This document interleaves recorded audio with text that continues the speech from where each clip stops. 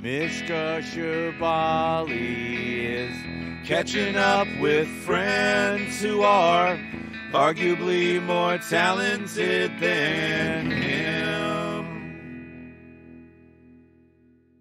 What's up? What's going on? How are you? I'm pretty good. How are you? I'm good. You look fearful. I'm unsure. I had somebody's DoorDash order showed up on my doorstep this morning, and it was a bunch of sausage Taco Bell breakfast burrito, and I didn't do any of that. But there was a Baja Blast Mountain Dew. Yeah. So I started drinking that now, and I can't fucking handle it anymore. So man. you relapsed, is what you're saying. I know. Like the worst, the most pathetic relapse possible. I'm gonna get really excited soon, and then I'm gonna have to take a nap. Yeah. So we just slammed right into recording this pajama. And I have no editing skills, so I'm just going to speak your introduction right now while trying to maintain eye contact to make it as weird as possible. Let's see your CV. Lydia Loveless is a professional musician, songwriter, been a industry professional since the tender age of 19. Is that correct? Mm-hmm. Yes. And we met in a bar in Columbus 5 or 6 years ago, when I was a fan, and I'm still a fan, and we're kind of buddies, friends now. Every once in a while we exchange a flurry of text messages, and then silence for 6 to 8 months, which is how I want. That's all my friendships or ideal friendships. I had a friend of mine, Alan, text me today, and he was like, I heard the news about Lanigan, and he was like, are you okay? And I was like, bro, like, this is the 6th time you've asked me if I'm okay, and it's February. I'm fucking always okay. That's my curse. Never ask me if I'm okay again. I appreciate, the care that you're sending, and stop doing that. Yeah. Let's just text me in the middle of the night when you're in a meltdown, and then we'll talk, and then one of us will lose the thread or get distracted or something, and then we'll pick up again. How are you? I haven't talked to you like for real, talked voice to voice. Yeah, it's been a long time. Where? I'm good. That's exactly how I responded. Did you have a Baja Blast too? No, I'm laughing because I did microdose this morning, or maybe somewhat afternoon, because I've been trying to do that more, trying to make time for some mushrooms. But yeah, so I had completely forgotten we were doing this, which is funny. But I'm pretty good. I'm back in Ohio right now, living in this sort of dream spot that I got hooked up with, which is it's like a 2-bedroom, 2-bathroom home that I have no business living in, that's going to get torn down in the summertime. So it's pretty cool. So you're just sort of squatting there until the developers move in? Yeah, basically. It sounds like a Stephen King, book where you're going to have like, a standoff at the end. It really is, like, especially since I came here to kind of like force myself to write a record, which I'm really terrible about doing. So there are some days that are better than others. So it's like half Shining, half, I don't know. I was imagining like a sort of a 70s, like, Burt Reynolds or like, James Garner thing, where it would be sort of like you, airbrushed standing on the hood of a monster truck, Yeah. Last Showdown in, whatever, I don't know.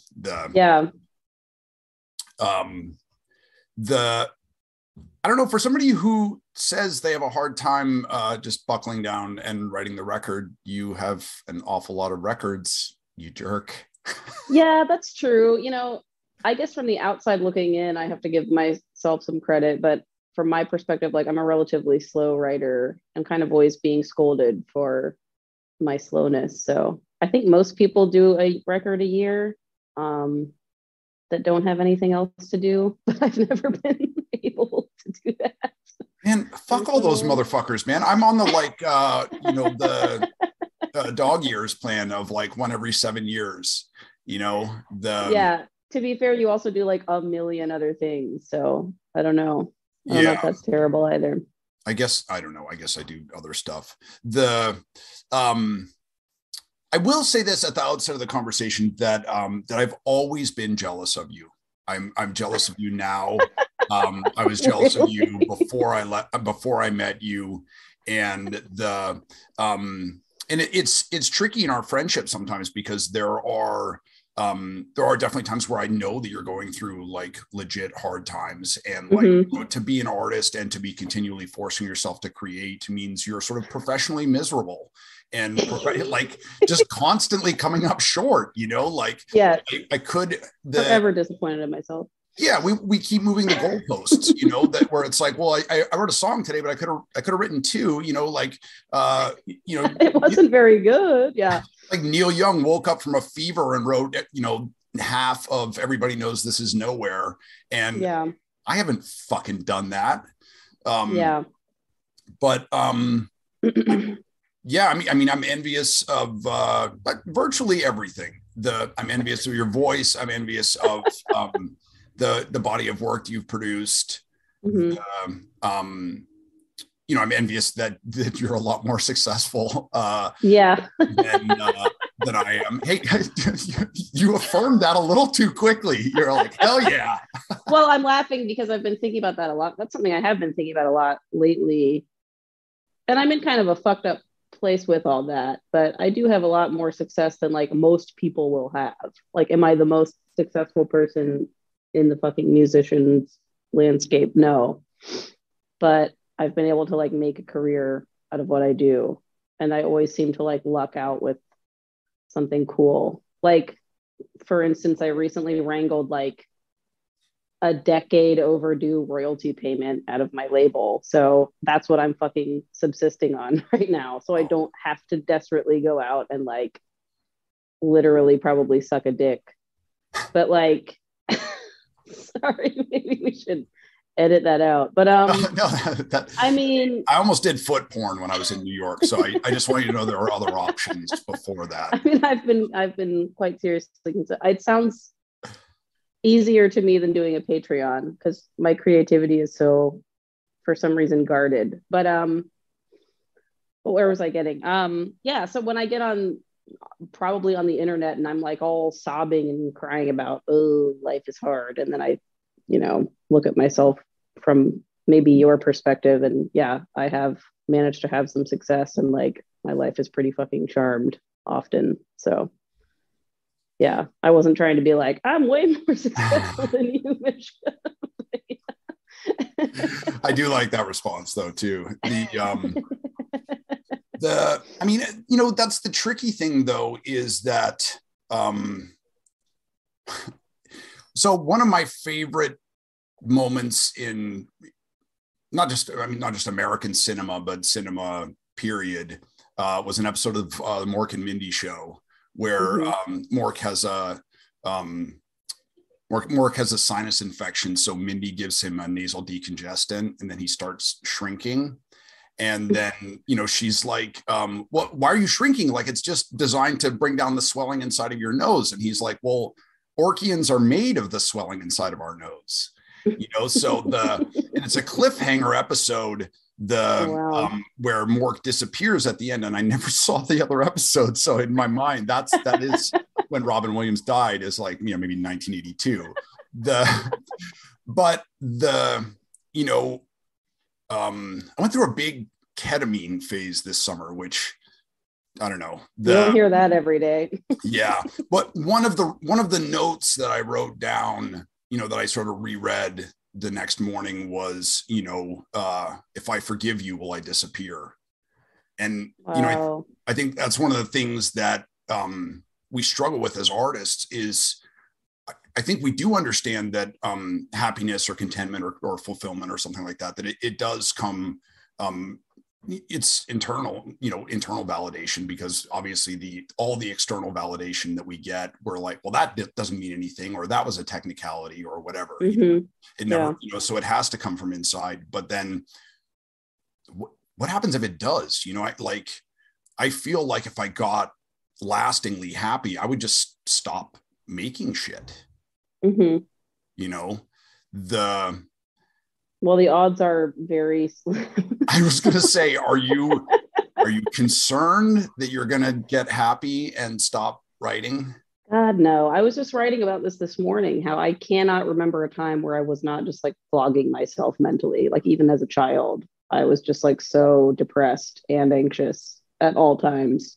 So it's been pretty constant. That will never go away. As far as like having contentment, I mean, I was in definitely the best relationship of my life for the last 7 years. Well, I'm not dead yet, so we have yet to see. But like a very, for the most part, healthy and supportive relationship that I ended, and now I'm like, wow, flogging myself about that, not in sort of a, oh, I need to get it back way, but in a, what the fuck is wrong with me way.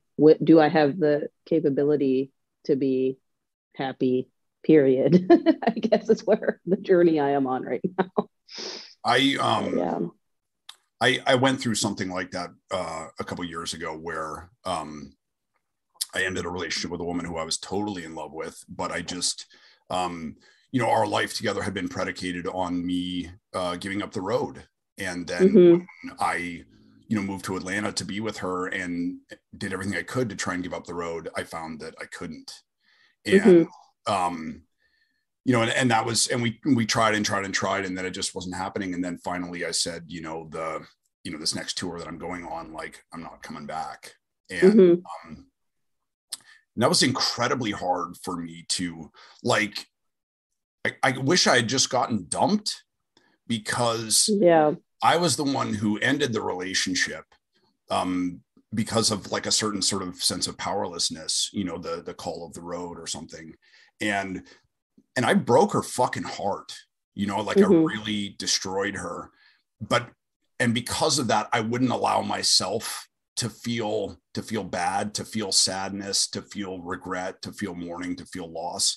And it was like, the feeling was like, oh, I did one too many Jaeger bombs at the bar, and then I was going to have to puke once in the morning, but I forced myself not to. And so just spent the next like 36 hours wanting nauseated. Yeah. Where if I had just like stuck my toothbrush down my throat, then I could have fucking gone to work, or whatever. Yeah. So I feel for you, man. It's like, it's tough to, because I think we always see the person who ends the relationship as the bad person, I certainly am. Yeah. I'm not saying that you are. In the Lifetime movie of this relationship, perceive yourself as, as the, so I don't know. I mean, maybe this is weird advice, or suggestion, I can't even get this out without laughing. Have empathy for yourself. Like, no, we're never going to do that. Why would we ever do that? Well, I'm starting to try to get there, because I'm realizing that, there's a huge blockage that's not probably going to do me any favors. And I have a few worries and guilt trips that I've been sort of nursing for the last couple months, but I don't know. Sometimes you just have to get out of your own way. So hopefully there is some sort of path being cleared to that. Do you feel like the suffering that you're feeling right now is facilitating writing or blocking writing? It's definitely blocking it at this point, I would say. So, yeah. I mean, I'm sort of in a place where, well, I'm starting to come out of the place where I'm like numbing myself all the time. Like only watch bad movies and only only listen to the same pop songs that don't make you feel anything. I was in that phase for quite a while. And then I was listening to, God, some dumb pop song this morning. And I started thinking about like some other horrible, my sister went missing a couple of years ago. So I was thinking about that because she really loved this song. And I was like, well, I guess I can't like avoid pain all the time, even when I'm like actively trying to avoid it. So this is the call to start feeling things again. It's weird because in people say like, I always see those shirts that say like, good vibes only. And I'm like, go fuck yourself. Good fuck luck. yourself like all the way straight to hell in a cloud of murder hornets. And also, if I had the misfortune of finding myself in a good vibes only zone, that's probably the worst thing that could happen to me. I would feel like so deeply uncomfortable. I think that I'm at a place in my life where the like a certain amount of pain is comforting to me, the being 45 being 45 and still forcing myself to run. Just it just means I'm like in low level pain all the time. Like when I'm running, when I'm not running, when I'm sitting, when I'm standing, when I'm sleeping, and I realize that I'm into that because that's sort of where I am emotionally, but it's got to be the right ratio of pain. This band Lord Huron? Yeah. If you know any horrible stories about them, please don't tell me, because they put an album out, whatever, Long Lost, that I've been sort of spinning nonstop. Yeah. And I don't know any horrible stories about them. I really like that band or guy. Is it just his project? I don't know. I don't know. I did the thing with them where I found, somebody turned me onto that record, and then I liked that record so much that I was like, don't learn anything about them. Because if my experience in this world has taught me anything, like any musician that I like, if I poke around a little bit at all, I'm going to be like, oh, I didn't realize the first two records were just straight up white power, or like, even just, there's all sorts of things that like my friends will be like, I just love that singer songwriter. I'm like, oh, the guy that did this. And then I'm like, God, why do I have to like, first of all, shit on everything for everyone, but also like, what are people saying about me? I wonder, like, I'm sure there's plenty of horrible things that could be said for me. So, but I totally get it. A friend once described me as the poster boy for the Me Who movement of people who don't have a high enough profile to get outed for being fucking total pieces of shit. Yeah. Me. Wow. I was like, thanks. That cut to the marrow. But that Lord Huron record, at this point, it's definitely an unpleasant experience to listen to it. It definitely hurts, but it's sort of like, a fish hook in my heart, as opposed to, like, I don't know, running over my foot with a lawnmower or something like that. It's like the right amount of pain. Whereas there's some stuff that's just much too much, Right.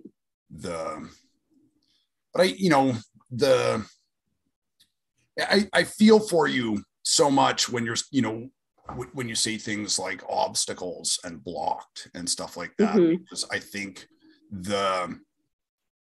I've never encountered anything more terrifying, more horrifying in my life than like a blank page, of just sitting down at the computer and being like, well, here I am alone with my thoughts and feelings, am I out of shit, or picking up a guitar and being like, this one is not going to start with a fucking G chord, I'm not going to go da na na na na. Yes, I am. Let's be honest. Or you write a brilliant song and and then you go to play it again and you're like, oh, I fucking, that's the chord progression to Don't Stop Believing, Yeah. Oh, or fuck, I hate this. Yeah. I just wrote Hotel California again. I hate when that happens. Yeah. That song in particular, man. Can't get around it. I can't think of a worse song that I have written more times in my life. Really hard to avoid. Yeah. God, yeah, there's nothing worse than like, all right, time to start the real getting down to it. Like, and I've never been like, I want to be one of those people, but I don't. People who are like always about the craft and like, never stop creating. And it's like, yeah, I agree, but it shouldn't be insufferable. And I'm certainly not going to write a masterpiece every day or even once a week, which I think I know a lot of people who do or think so. And it's like, I just have never been able to get to that. I really want to be more routine driven, but I don't know. This is, with the stupid Neil Young versus Joe Rogan thing recently, Right. It's so funny trying to like talk about that shit on Twitter or anything, because you're like, people are like, this is censorship, and it's like, well, actually no. Neil Young is expressing his First Amendment right to free speech by, free speech includes shutting your mouth, and that's essentially what he did. So if you're a free speech absolutist, you're clearly on Neil Young's side, and then people would jump to my jump on the Neil Young sort of bandwagon and be like, he's Canadian, he can't do anything wrong. I'm like, there's like millions of dead First Nations people who would disagree with your assessment of Canada, and Canada as being like the country that's never done anything wrong. But one of my, to say worse than genocide, even worse than genocide, Neil Young, you have to write all the fucking songs? Like Neil Young, Dylan, Stephen King, like fucking get a hobby. Right. That's one of the things that's maddening for me, is that there are some artists who it's like they never turn the car off to put gas in it. It's always just it's fucking just always going, and I go through long periods where I don't pick up a guitar at all, or I don't write a fucking thing. One of the things that has been, I don't know if there's a musical equivalent of this. One of the things that has been really helpful, for me with getting through writer's block and stuff, and sort of like just getting shit rolling, is the shitty first draft thing, which is, that when you start writing, you tell yourself, this is going to be the worst, most melodramatic, bullshit thing I've ever written. And not only am I not going to try to write something good, I'm going to give myself permission to write something that's terrible. And I'm just going to keep my fingers moving. Right. So you just write until you get to the end and then go back and edit. I don't know if there's a musical equivalent of that. I think there is. I don't know. I guess for me, it would be just like dicking around on guitar all day and singing really horrible melodies. I guess it's not quite the same, but yeah, I don't know. I did a songwriting workshop a while ago where I was like, we're all going to write a song by the end of this. And I was like, God damn, I hope I can write a fucking song by the end of this, because I'm teaching the class. But I ended up just being like, I'm going to write the corniest fucking thing that I possibly can. And I ended up really liking it. So yeah, I don't know. I don't know how to like get out of my own way, not to use that term again, but yeah. How was the experience of teaching that workshop? I really enjoyed it. I thought I was going to hate it and end up really pissed off at my friend for convincing me to do it, but it was really cool because I don't think anyone that was taking the class had ever written a song before, and they didn't really know much about song structure, so they were kind of like, what's a bridge and what's a chorus, and like getting really obsessed with that. And I was like, it doesn't fucking matter. And like by the end of it, everyone had written something so like personal and like, I would even say marketable for the most part. Like everyone was writing really like well crafted songs. I don't think that had anything to do with my guidance. I think it was just me being like, anyone can do this. And like, if you really want to, anyone can do this, I should say. That's sort of what my therapist says to me. She's like, I'm not doing anything. I'm just sort of giving you permission to do, right. to move forward. Right. So I would argue that you're probably doing something that's actually integral for these people to, to actually, maybe so, yeah. Write songs. But it's funny, because did you go through like a Beatles obsession phase of like learning a ton of songs and studying the structure and instrumentation and all that shit? No, in fact, that's like probably one of my biggest regrets. If you mean like actually sitting down and like playing guitar or two songs. I mean, I definitely went through an obsessive Beatles phase, but I don't think I've ever learned a Beatles song in my life. But I definitely am obsessed with like song structure, which I don't always apply to my own songs, but yeah, I admire it. Because when I was maybe, I don't know, 16 to 18 or 19, I think that was like when the big white tablature book of like all the Beatles songs came out. And I got that. Another friend got that. And I think we had that too. And so we would just try and learn, as many songs as we could. And I don't think of the Beatles as like a big influence on my music or my songwriting. But every time I've learned a Beatles song, I've gotten a fucking song out of it. Just because they do, Paul McCartney especially does weird chord structure, weird like chord progressions that you don't really expect, or transitions and stuff like that. You're yeah, like, for sure. I can do that, But one of the things that I got from being a big Beatles nerd for a minute was becoming really like obsessive and insecure about song structure. Like I knew I was a shitty guitar player and that I didn't have much of a voice. So I was like, well, I'm going to put 9 chords in this song, or I'm going to put 11 chords in this song, or I'm going to put, this is the pre-chorus and then this is the second bridge and all that. And like you're writing a fucking ELO song or something. Right. And then I just did a Freddie King cover with a couple of buddies the other night. It's just 3 verses. There's no chorus. There's no verse. It's just like a driving blues vamp, and it's more satisfying than a fucking Baja Blast. It's like, it's just like deeply fulfilling.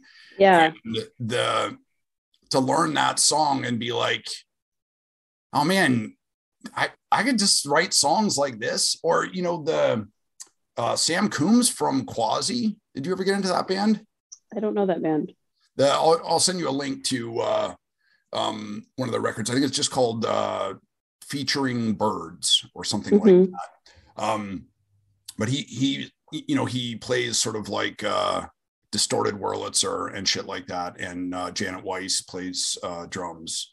And the songs are all like one part that goes into another part that goes into another part, and then it ends. Yeah. And it's beautiful. And also I want to like grab him by the lapels and throw him up against a wall and be like, you fucking just Ow. You just repeated it once. You didn't milk it. You don't play it. Yeah. You know, turn into a big, you know, drunken sing along chorus and have everybody singing it, you know, together at the end. You know, I guess the confidence that he has as a songwriter to just be like, I'll just write another one. Yeah. God, I'd love to have that attitude. Do you play keys or piano at all? Or yeah, I play it. I've been playing primarily that lately. I grew up playing it, piano. It's definitely become my preferred like writing tool, just because I understand it a lot more than guitar. Not in terms of like being really talented, but like where the notes are. It's much easier for me to find something than on guitar. But I don't know if I would say it's my favorite thing to like record with. Did you learn piano first? Yeah, it's my first instrument. I feel like there's a thing where girls learn piano and boys learn guitar. Is that a thing? Yeah. Especially when I was a kid, it was just easier to like have a big piano that everyone plunked around on, probably. But yeah, I wanted to learn drums, and I just have no sense of how to do that. It's way too much going on. But yeah. Virtually every drummer I've ever met has been a fucking psychopath too. Yeah. So either you missed your window or you dodged a bullet there. I think I know, like, you know, maybe two drummers who aren't total psychopaths, and they stick out in my head because I'm like, yeah, weird that you're not, you know, wow, you're a interesting, nice person. Yeah. Do you have a guitar that you grab first when you're trying to write?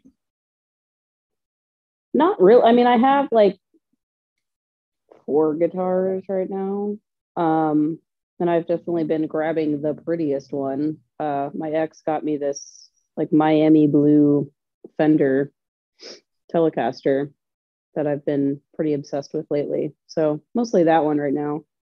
I would like to say the acoustic is like my go-to, but I actually hate my acoustic because it's huge and really difficult for me to play. I love it, but at the same time, it's not really the most joyful thing for me to work on songs with. But when I think about you, and especially when I'm listening to your music, I feel like we're about the same size. And then whenever we hang out, I'm like, no. Yeah. I got that totally wrong. I have to play big guitars because if I play like a Mustang or something like that, it looks like, you know, it looks like I'm playing like a kid's guitar or something like that. Yeah. You know. Yeah, I just have a J45, but I don't know. It causes a lot of hand pain for me. So even anymore when I go on like solo tours or stripped down tours, I like don't even really play it. I mostly just play electric, but which I guess would make me a wimp. But I don't know who has time for like having fucking carpal tunnel from playing guitar. Yeah, I always talk to you know, with you know, to be like continually buying and selling guitars. I always talk to, you know, parents or aunts and uncles who are like, oh, so and so wants to get into playing guitar. Like, what acoustic do I get him? And I'm like, don't get him a fucking acoustic. Get him like a shredder metal guitar with a flanger, because a 6-year-old will fucking love that. And metal guitars are way easier to play than anything else out there because they were like built to shred on, you know. I started playing, I think the first song I learned how to play was like Wildwood Flower on acoustic. And it was just like torture, you know. I felt like I was being interrogated, like my, you know, tiny little baby fingers, like,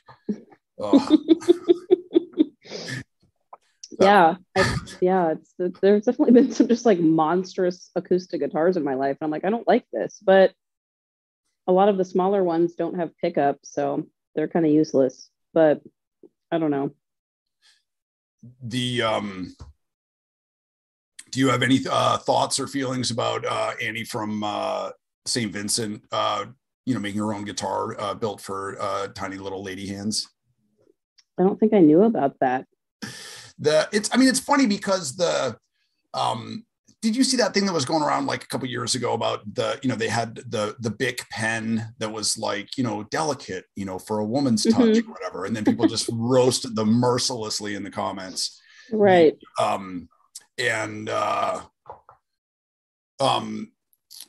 Annie from St. Vincent worked with, I guess it was Ernie Ball, and they made a guitar that's, that has like a thinner neck, and it's sort of more lightweight. It wasn't designed as, along fucking gender lines or whatever. It was built for her, right. But it's ended up being a great guitar for women and for smaller players and people with smaller hands and stuff like that. Yeah. I love like old Hagstrom guitars, but I have like these fucking big, monster hot dog. Yeah. Hands. That's not even something that I think about, but yeah, like, I mean, if you have small hands, you kind of need something that's catered towards that. So I don't really see a problem with that. I can see how it could come across, but I don't know. I also have like fairly meaty big hands compared to like my family members, like at least my sisters, and like my ex started playing mandolin and I couldn't do that because I have like relatively like chunky fingers, whereas he has these like long, slender magician hands. So I don't know. I guess it's just about like what you want to do. I don't know. I can see how it would be weird to be like, I made this for ladies, but yeah, I don't know. A dainty little guitar. I mean, I also grew up playing a dainty little bass, which I don't think I really realized, but I played a Fender like combo bass, deluxe combo or something like that. See, I don't even know what it's called because I'm the worst person in the world, but it's like super light and fairly small, and now that I play like other people's basses, I'm like, holy shit, bass is like incredibly exhausting to play sometimes, like, which I didn't realize. I would counter that if you don't know a ton about the ins and outs of various instruments, it's probably because you're busy actually writing songs and creating music instead of going down the fucking nerdy wormhole about like, the split coil, whatever. Yeah. I do think like my main focus has always been like instantly creating instead of like knowing jack shit about what I'm using to do so, other than it looks cool and I like playing it generally, which doesn't exactly make me like an expert in anything, unfortunately. The sub theme of this fledgling podcast is me forgetting the names of all my favorite musicians and bands while I'm recording, which embarrasses me all the time. However, the names are less important here than it was there was an interview in Bass Player magazine, and I think it was like the bass player from Sly and the Family Stone or something like that, like one of the the heavy hitters in funk rock and sort of like slap bass, bass not just being like that other guitar, but being its own instrument. And they were, going down the, the sort of gear rundown with him. And he was like, what they were like, what strings do you use? And he was like, I don't know, just the ones that came on it, so he'd been playing the same, whatever Fender bass that he walked in, to some place and bought for fucking $200 and been playing the same strings for his entire career. And now everybody's like, oh, you have to have these hexagonal core, they're blasted with Ice 9, these are built specifically for doom metal, but here was somebody who was really sort of like not just writing music or playing music, but really sort of rolling the ball forward. And he was maybe more concerned with it than getting in the way.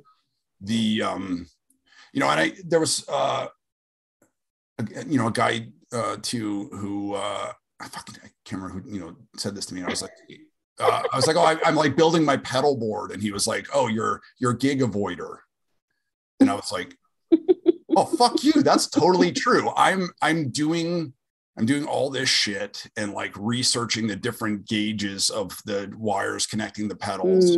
So I don't have to confront the fact that I don't know what to write about now that I'm sober. You know, that like I've basically written one song in my life, which is that like you're leaving me because I'm a drunken piece of shit and my death will be my revenge. You know, I don't know that. And just like sometimes it's in 3/4, sometimes it's in 4/4, you know, but I write that song over and over again. Maybe I'll write it again today. Maybe I'll write Hotel California. Maybe so. You don't know. Maybe. Yeah. Oh Lord. Yeah. I mean, I've been getting into pedals, which for me is like, I've bought a couple pedals, which for other people would be like, I'm buying pedals every week. But I don't know. I don't really understand how to make the sounds that I'm making, but it's fun and it gets me inspired. But it's definitely a form of procrastination itself for sure. Yeah. I was, you know, obviously when I was like, you know, 13 years old, I knew everything about, you know, music and songwriting. And I was always like, oh, you know, what the guitar you have doesn't matter. It's just, you know, like you got to play from the heart or whatever, you know, fucking bullshit. But now that I'm old and creaky and just I'm not like, I'm past like male fragility. Now I'm just into like male frailty. Where I want the guitar, I don't care what my shit sounds like. I want to be able to carry it from the car to the bar in one trip. You know, that's how I want my stuff to sound. I want it to sound like it's really fucking easy to play. But I have found that by doing that, you know, just sort of through my own laziness or inertia or something like that, you know, I've stumbled upon instruments that are super easy to play. And that has actually helped a ton with writing songs, just to be able to, you know, to have something that's enjoyable to play. You know, where you're not bringing more fucking obstacles to the game, you know? Yeah, it's kind of like when people are talking about exercising more and it's like, well, don't worry about having a cute outfit, just throw on your PJs and get to it. And it's like, yeah, I don't want to figure out how to make it harder for me to show up at, because I mean, with COVID and everything, I've been doing more and more shows without my band. And it's like, I'm about to go on this solo tour and I'm already making it a huge deal in my mind. And I'm like, why don't you just get the songs that you want to play together and play them?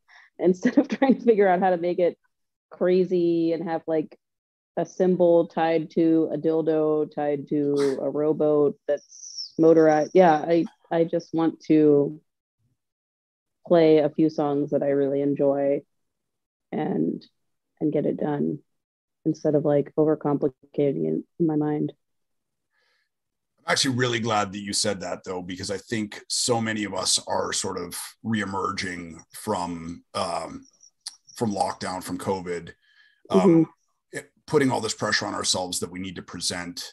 You know, like I've been woodshedding, and I'm going to come back as fucking Ziggy Stardust and blow y'all away. You know, and really what it is, you know, it's like, you know, I've gained 40 pounds, you know, or, you know, for me, it's like fucking, I've settled into like agoraphobia, which is not really something. Oh my God, extremely for me. Yeah. Yeah. And so I mean, I think I think we're all thinking that we have to come back like Kiss, and it's going to be more like fucking Rocky Erickson or like Daniel Johnston or something like that, where people are like, oh my God, he made it onto the stage, you know, and that we need to be okay with that, man. I mean, I don't know. I mean, how has your 2-year nightmare been? I was going to ask you, do you feel like there's something that you've gotten better at during this time? Um, Please say no, because everyone else seems to to have improved vastly under this. I think the only thing that I mean, it's always a fucking two-edged sword. You know, my every answer is like yes and no. You know, this last 2 years has taught me that I'm stronger than I thought I was, and I'm weaker than I thought I was, because I came closer to relapsing this last year than I ever have in my sober life, and I didn't. So, you know, I guess my program is working, and also I think it could work a lot better, because it's not a great feeling to, you know, to feel that destabilized and just be like, wow, I didn't do it, you know. I think that's astounding, though, truly. Thanks. Man, I have such a hard time because we do have, you know, we have to talk, everybody who I'm talking to, you know, in this sort of like first round of the podcast, you know, one of the big things is just like, how have you been, you know, what were your survival strategies? How did you get through it? And so we're in this quagmire of everybody's having the worst year of their lives, just had the worst year of their lives. And there's a thread that runs through it of sort of like isolation and paranoia and loss. And also, you know, the thing that you talked about, or, you know, that we talked about a little bit, you know, right early on, about when you end a relationship, you're continually interrogating your own sadness to be like, well, I ended the relationship. How bad am I allowed to feel? How sad am I allowed to feel? You know? Yeah. What do you feel like you're coming out of this worst fucking thing ever with something new that you've learned, or something that you got better at, or was there a survival strategy that helped you get through? I don't know. I mean, it's actually been fairly traumatizing, because it reminds me a lot of how I grew up, which was like homeschooled in the middle of butt ass nowhere with like not a lot of options. So it reminds me a lot of that feeling. And I worked so hard, and I would say like the last like 7 or 8 years, to like get rid of at least some of my social anxiety, and like be able to order a coffee or like a burrito without having a complete meltdown. And that has all just completely gone away with the last couple of years, because, you know, I don't have to be around anyone. And particularly like in the last couple months where I'm like living alone, it's taken kind of a nosedive. So, I mean,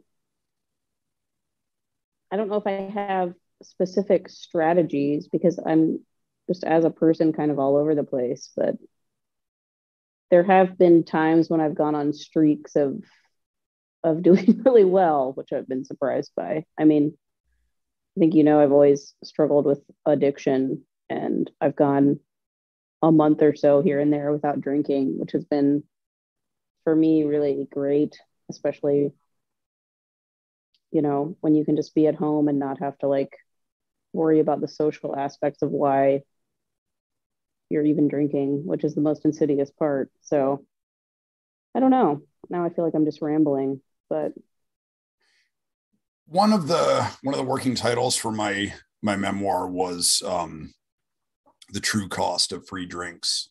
You know, because when you're working, when you're on the road, that's part of your wages, you know. Yeah. And you know, and then there were absolutely times in my life where they were like, you know, you're only getting $40, but it's free tap beers all night. You know, it's like, motherfucker, I will make you regret that. You know, where I would just sort of like spite drink as much as I could, you know, to be like, well, you know, you know, after buying a footlong at Subway and a tank of gas, I'm $10 in the hole, but I drank $200 worth of shit beer last night, so I'm up, you know. But, you know, I mean, if it's, if it's any consolation, struggling with drinking and stuff, last night I made up my mind to go back, where I was like, now the time is right, for me to start drinking again. And I woke up this morning and I was like, that's a dumb idea. I'm not going to do that. But last night I was like, okay, this is it. I'm ready to, but I mean, God, when I quit, I was getting like 3-day hangovers, and it was just like, I don't think I'm physically strong enough to drink anymore. I don't know the constitution. One encouraging thing I would say is that, I recognized that I was an alcoholic when I was 17, and it took me 15 years after that to quit drinking. So, I think there's a lot, sometimes it takes a long time to realize or accept, the path that we know we need to be on, right. People always say like, oh, sometimes the kids got to touch the hot stove before they realize that it's hot. Well, some of us have to touch it like 40 times. And you're like, oh, I think it might be hot, but also, I actually wrote a self-help book, which that's worse than doing foot porn. That was a missed opportunity there. I do have beautiful feet. Maybe that'll be the image that we'll use for the podcast. You should just use your foot. A picture of my beautiful feet. Yeah. But in order to write that book, I did a shitload of research about it's called alcohol. They don't call it alcoholism anymore in the circles. It's alcohol dependency. Yeah, alcohol use disorder, alcohol, so basically either drinking too much or drinking too often. And and AA hates this, but the truth is that most people who drink too much or too often wake up one day and they're like, man, fuck it. I'm done with this, or, or I'm going to switch to beers, or like, I'm just gonna have a couple drinks on the weekend, and that is the prevailing story. So it's especially in the last couple of years, I've seen so many people that I didn't understand, or I didn't realize, I should say, struggled with anything at all, that have gotten sober to what to me seems very easy, which I'm sure that's me speaking for people that have struggled with something for a long time. But I've just seen people zen out so much, relatively easily, from my perspective. Yeah,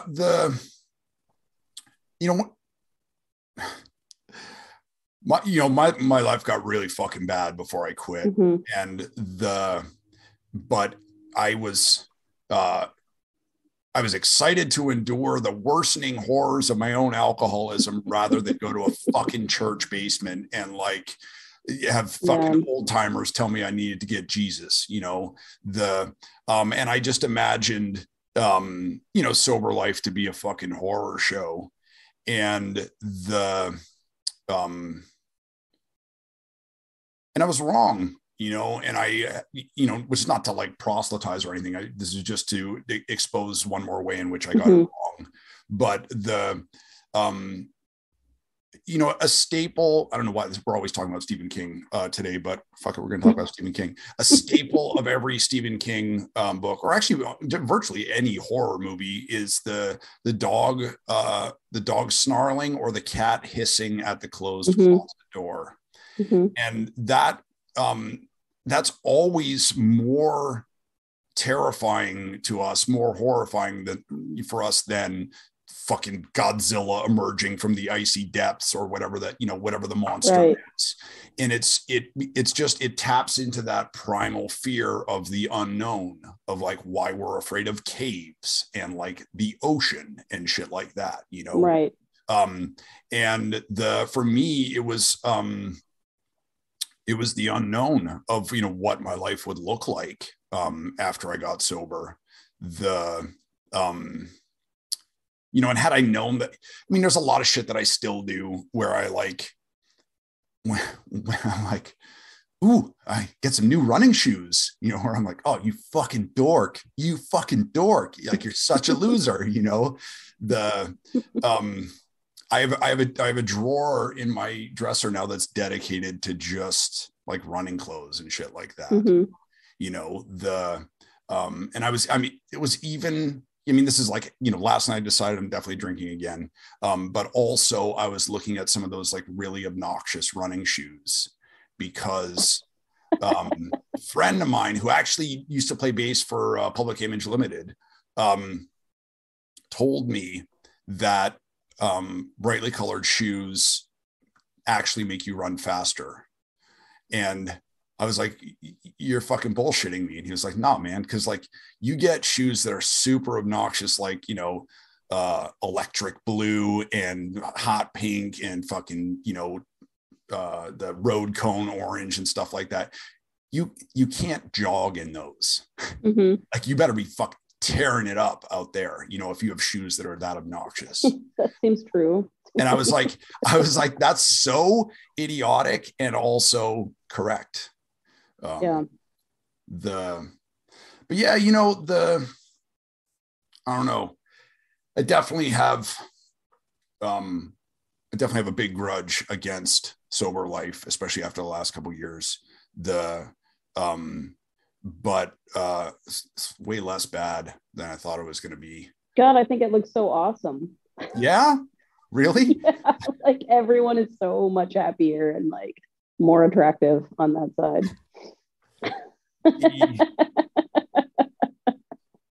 Let me tell you. This is actually good. Side of the barbed wire fence. the barricade. This is actually good because I think we started with this with me confessing that I'm jealous of virtually every aspect of your life. But I guess my mornings are probably better. I still wake up. I enter this world each morning I enter this world in the sweetest, cutest, most adorable way possible, right? My dog, during the course of the night, she'll get up several times and lay on the edge of my legs so that then she'll slide down to have like maximum contact with my body. And then at some point in the 3:30 in the morning, the cat will come, you know, she usually sleeps like a little further down the bed, but then like in the, you know, pre-dawn hours, she'll make her way up to like the pillow next to my head, and she'll do the little biscuits thing, and then she'll go to sleep there. So when I wake up in the morning, the first time I turn over, my dog wakes up, and then she goes like, because she's just a little puppy, you know. She's like, oh my god, I get to fucking poop in the yard again. She's so excited about everything. And then my cat comes onto my chest and she just like purrs and does the little biscuits on my chest. And that's how I wake up. And I should just like wake up and be like, good morning, world. And instead I'm still like, fuck all y'all. And what the fuck is wrong with you guys? Like, I get angry at my dog for being so enthusiastic about the day, you know, but and I should just spring out of bed, but I really don't know what I would do with that. Oh God, me too. I'm still trying to figure out the morning thing. It's kind of the worst part. My mom has it dialed. I do wish it had worked out for you to move to Arizona, because I would put like 15 different guitars in your hands until you found one. Yeah. Like, I really love this one. And also I would give you unfettered access to my mom, who has somehow figured it out, the happiness thing, where she wakes up with no cat and with no dog. And she does just wants to get out of bed. Yeah. She's like, oh my God, what a gift. Another beautiful day. Day. And I don't know, that would either help you or it would prevent you from writing at all, ever. Or I don't know, we'd snap and team up and like. How does she do it? A book by Lydia Loveless. It might just wind up with us putting a pillow over her head like Randall Patrick McMurphy in that one. It's just the only way we'll feel joy is eliminating it in others. It must go away. Yeah. No, I admire other people's joy, and I think it's awesome. I wish I could like be that way.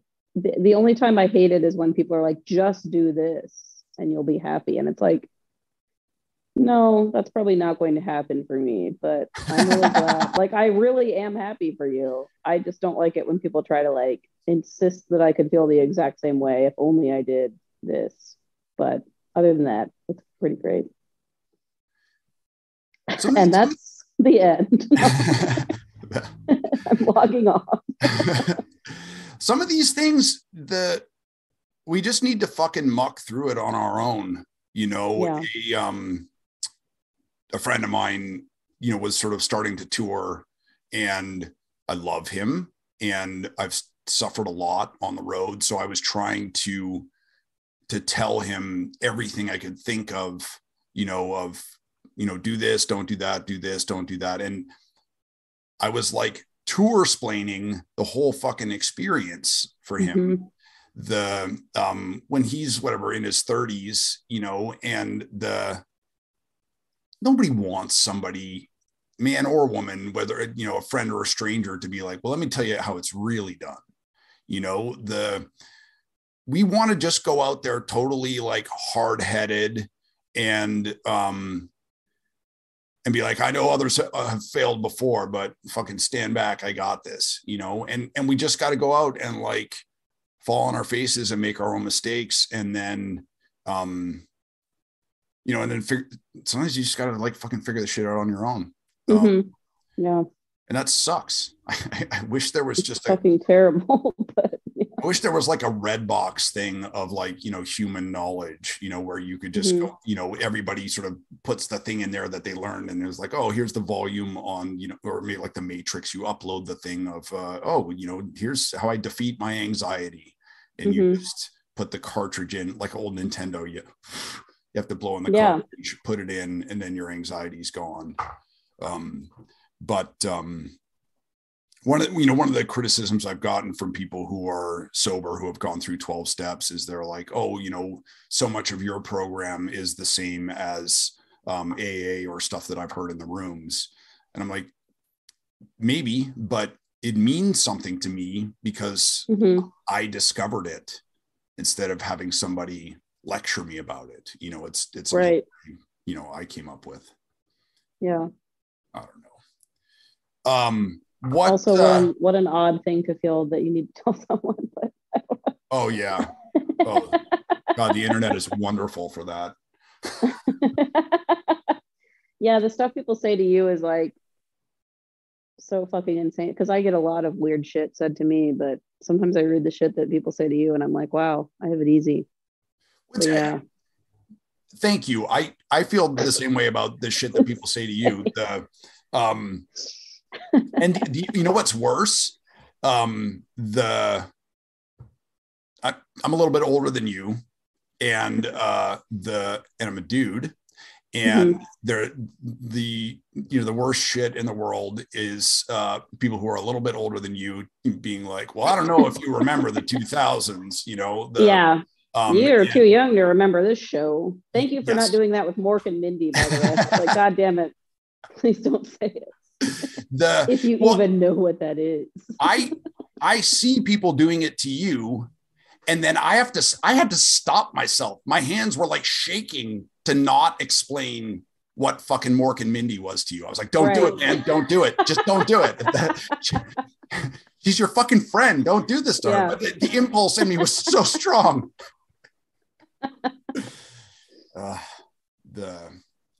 It's weird. I don't know.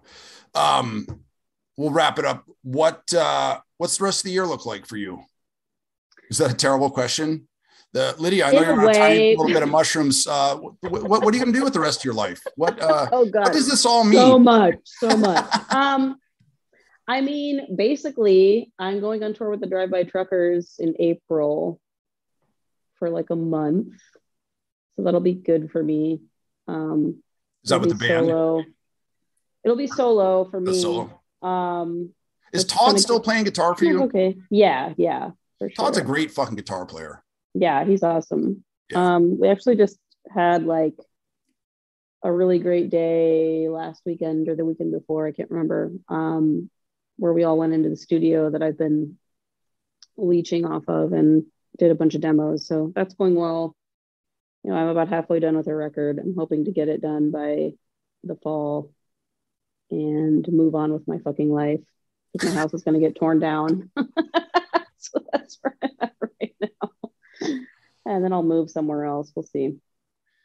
I don't know if you saw this. I just picked up a 1972 Streamline aluminum trailer that oh wow, that we're going to park in the backyard, and that will be the I don't know, the battered artists shelter. Yeah. So when when your seasonal depression is on code fucking red when you're in Wyoming in February or whatever, right? That's awesome. Hit me up and we'll put you in the trailer. For a couple of weeks until you get some sunshine and stuff. Unlimited cat and dog privileges. They're fucking cute as shit. It's yeah, good. That sounds awesome. The cool. Where can people find you? Where can people find your music, your website, your MySpace? Yeah, my website is lydialoveless.com. I have Instagram, which is Lydia Loveless with 3 S's. That's probably where I'm the most active. I have Twitter, which I fucking hate, gives me hives. Sometimes I say dumb shit on there. And that's about the extent of my social media presence. Awesome. Are you coming through Phoenix with Drive-By Truckers? No, it's all East Coast stuff. Okay. Yeah, they just came through here. A friend of mine was TMing for them. Oh, cool. Yeah. Yeah, great show. Such a good band.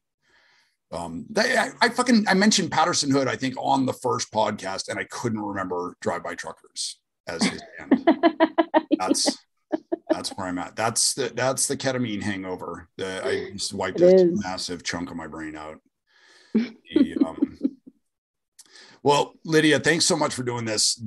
I'm still a huge fan, and I don't know. I love that we're friends and that I have a sort of little window into your songwriting and all that shit. I hope we talk more often than I hope so. Once every, but I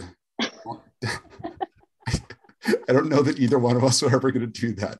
I've been so fucking isolated the last couple months, but I'm trying to come out of it. And I'm really hoping that it sounds dumb, but I hope warmer weather will improve that. Yeah, that is how I wound up in this desert wasteland, is just, having lived in New York for 18 years and just been suicidal every fucking winter, okay, enough's enough. But you got my number. Give me a call when you get down, and I promise I will do the same. Yeah, for sure. Awesome. All right. Thanks for doing this. Thanks. All right. Take care. Bye. Mishka Shabali is catching up with friends who are arguably more talented than